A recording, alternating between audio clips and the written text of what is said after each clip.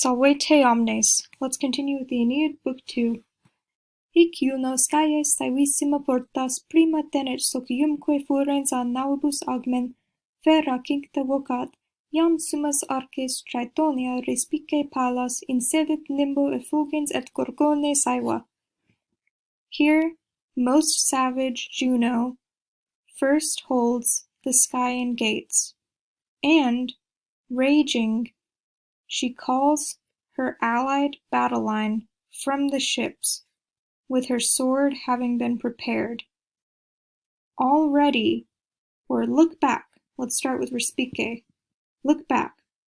Already, Traetonian Pallas sits inside the highest citadels, glittering with a cloud, and with a savage Gorgon.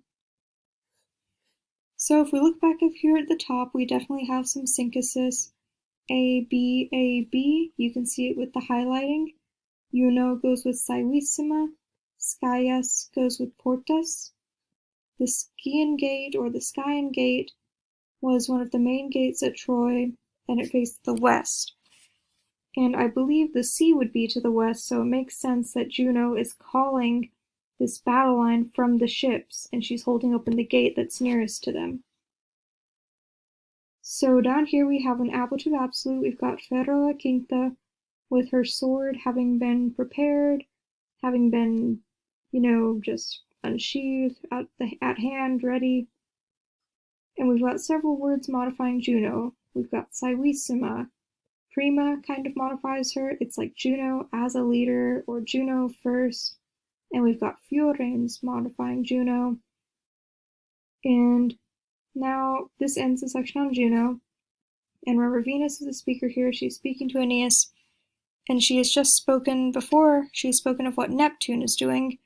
And now she's speaking of what Juno is doing. And after that, she goes into what Pallas is doing. Take a minute and see if you can remember who Pallas is. Pallas is another name for another goddess. Pause the video if you need to. Pallas is Athena. Sometimes Athena is actually called Pallas Athena. There's an interesting backstory as to why she's called Pallas Athena that you might want to look into. So we start this new sentence by going to the imperative respice. Look back. Already, Traetonian Pallas resides in the highest citadels, glittering in a cloud, and with the savage Gorgon. And the reason we have this savage Gorgon here, it doesn't mean Medusa is literally up there with Athena. It's because Athena's shield typically has a Gorgon's head on it.